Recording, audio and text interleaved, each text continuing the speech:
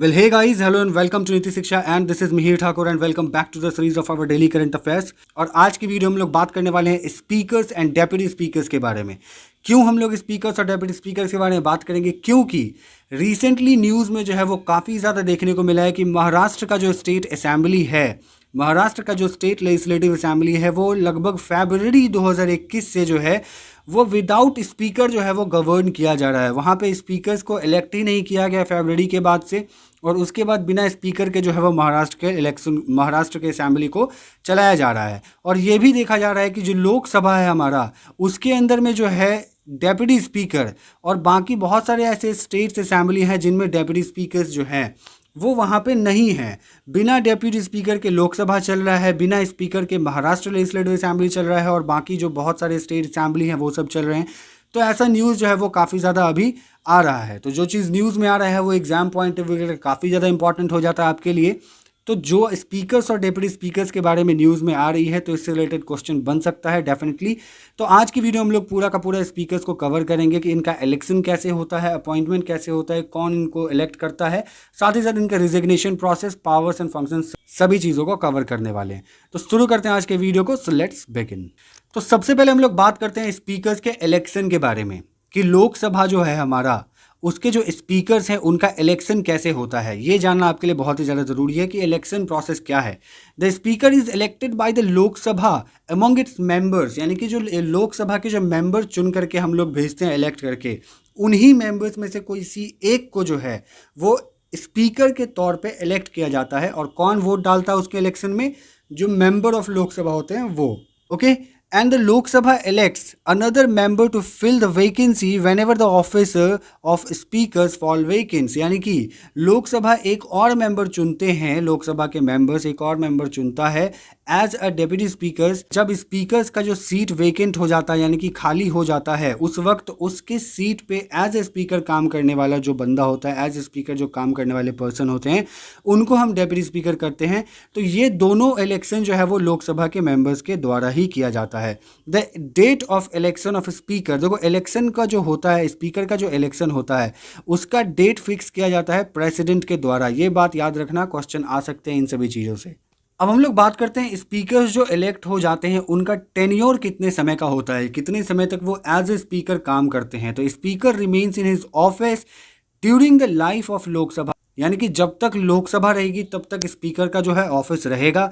The speaker has to vacate his office earlier in any of the following 3 case. लेकिन उससे पहले अगर speakers अपना ऑफिस वेकेट करते हैं, खाली करते हैं, तो इन 3 केस में वो खाली कर सकते हैं। नंबर 1 जो है, if he keys to be member of the Lok Sabha, यानी कि अगर वो मेंबर ऑफ द लोकसभा नहीं रहते हैं इन फ्यूचर किसी कारणवश, अगर वो एज ए एमपी इलेक्ट होकर के किसी कॉन्स्टिट्यूएंसी से नहीं आते हैं, इलेक्शन नहीं जीतते हैं नेक्स्ट बार, तब उनको जो है वो अपना सीट खाली करना पड़ेगा। और दूसरा कि वो जब रिज़ाइन दे दें तब वो जो है इस सीट को वेकेट करेंगे। और यहाँ पे एक क्वेश्चन जरूर बनेगी कि ये रिजिग्नेशन किनको देते हैं, तो याद रखना स्पीकर जो होते हैं वो हमेशा रिज़ाइन जो है वो डेप्यूटी स्पीकर को देते हैं।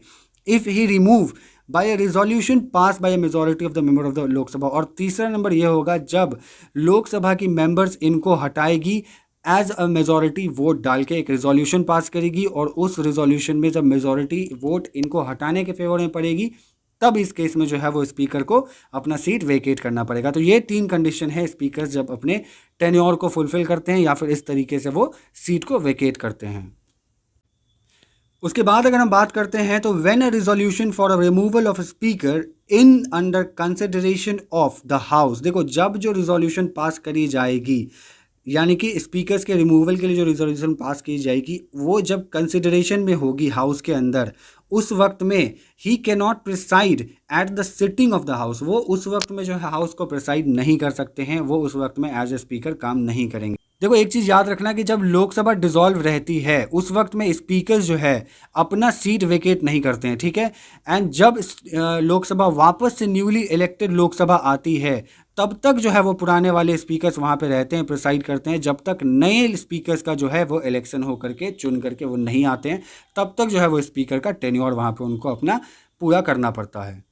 रोल ऑफ स्पीकर की बात अगर हम करते हैं तो स्पीकर का क्या रोल होता है, क्या फंक्शन होता है? The speaker is head of the Lok Sabha. देखो लोकसभा के ये हेड होते हैं, ये तो पता होना चाहिए, और साथ ही साथ इसके रिप्रेजेंटेटिव भी होते हैं। And he is a guardian of power. देखो इनके पास पावर बहुत ही ज़्यादा होता है, पूरे ज़्यादा जितने भी एमपी होते हैं उनसे ज़्यादा, क्योंकि एक तो एमपी होते ही हैं, साथ ही साथ स्पीकर भी होते हैं। And privilege of the member the house as a whole and its committee. ठीक है, ये हाउस ऑफ द जितने भी होते हैं उसके मेंबर्स उसके हेड होते हैं, साथ ही साथ ये कमेटी के भी हेड होते हैं। And he is the principal spokesman of the house. Spokesman होते हैं प्रिंसिपल हाउस के। एंड इनका जो डिसीजन होता है वो पार्लियामेंट्री जितने भी मैटर होते हैं उस पर इनका डिसीजन फाइनल होता है। And he derives his power. देखो इनको पावर कहाँ कहाँ से मिलती है, तो नंबर 1 सोर्स जो इनको पावर देता है वो है हमारा कॉन्स्टिट्यूशन ऑफ इंडिया, और दूसरा जो पावर इनको जहाँ से मिलती है वो है rule of procedure and conduct of business of the Lok Sabha. यानी कि जो लोकसभा का जो बिजनेस होता है उसका जो रूल बना हुआ है, उसका जो बुक है according to rule book of Lok Sabha, वहाँ से इनको पावर मिलती है। और तीसरा पार्लियामेंट्री कन्वेंशन, पार्लियामेंट्री कन्वेंशन के अकॉर्डिंग जो पावर दी गई है वहाँ, यानी कि 3 सोर्सेस से इनको पावर दी जाती है। नाउ हम लोग देखते हैं power and function of speaker. Speakers की क्या पावर्स एंड फंक्शन है ये हम लोग देखते हैं। He maintain order and decorum in the house of conducting its business and regulating its proceedings. यानी कि ये जो है इनका काम है कि हाउस के अंदर में एक ऑर्डर मेंटेन करके चलना, एक डेकोरम मेंटेन करके चलना, कि एक मर्यादा जो है वो हाउस की बनाए रखना, और जो भी प्रोसीडिंग्स होती है उसको रेगुलेट करना, उस बिजनेस को जो है ये रेगुलेट करेंगे अपने अकॉर्डिंग, प्रोसीजर के अकॉर्डिंग। एंड साथ ही साथ एडजॉर्न करने का, हाउस को जो है वो एडजॉर्न करने का, सस्पेंड करने का पावर जो है वो इनके पास होता है। जब कोरम जो है वो एब्सेंस होती है। कोरम क्या होता है? कोरम होता है कि minimum number of MP they are present in the, they have to present in the Lok Sabha. जितने नंबर होते हैं एमपी के उनमें से कम मेंबर इतने होने चाहिए जिसको लेकर के हम जो संसद का, जो भी सदन का कार्य है उसको आगे बढ़ा पाएँ। जो एक मिनिमम नंबर दी जाती है उतना कम से कम जो है वो होना चाहिए, उसी को हम कोरम कहते हैं। वो मेंटेन अगर नहीं हो पा रही है, वो अगर नहीं हो रही है, उस केस में जो है वो हाउस को एडजर्न करेंगे या फिर सस्पेंड करेंगे। And he presided over a joint sitting. देखो जॉइंट सिटिंग जब होती है राज्यसभा और लोकसभा की, उसको भी प्रिसाइड जो है वो स्पीकर करते हैं, ये बात ध्यान में रखना। And he preside what ever bill is a money bill. देखो ये मनी बिल डिसाइड करेंगे कि ये मनी बिल है या फिर ये मनी बिल नहीं है, और his decision on this question is final.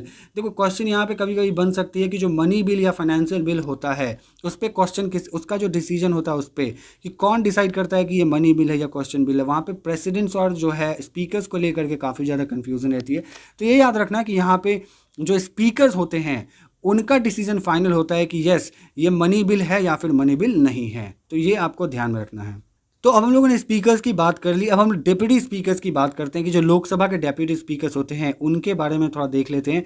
तो deputy speakers is also elected by the Lok Sabha itself from its member. देखो जैसे मैंने आपको बताया शुरू में कि जब वो स्पीकर का इलेक्शन करते हैं, साथ ही साथ लोकसभा के मेंबर्स लोग वो अपने उसी के साथ जो है वो एक डेप्यूटी स्पीकर्स को भी चुनते हैं।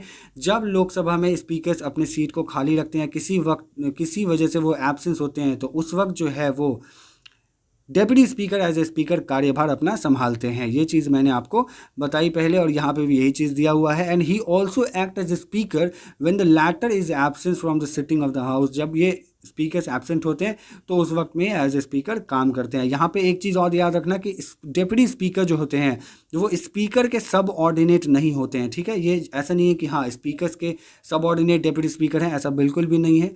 दोनों का अलग अलग पोस्ट है, अलग अलग रोल है, और याद रखना कि लगभग इक्वल ही इन लोगों का पोस्ट माना जाता है। The deputy speaker is entitled to a regular salary. Deputy speaker को रेगुलर सैलरी मिलता है, अलाउंसेस मिलता है जो कि फिक्स किया गया है पार्लियामेंट के द्वारा, और चार्ज किया जाता है कंसोलिडेटेड फंड ऑफ इंडिया से इनको पैसा दिया जाता है इनके सैलरी का। सो आई होप आपको आज का वीडियो पसंद आया होगा और इन्फॉर्मेटिव लगा होगा। और अगर आपको आज का वीडियो पसंद आया तो चैनल को सब्सक्राइब करना बिल्कुल भूलना, साथ ही साथ बेल आइकन को प्रेस कर लो, और वीडियो पसंद आया तो लाइक एंड शेयर जरूर कर देना। See you in the next one, goodbye, take care. Mihir Thakur signing of.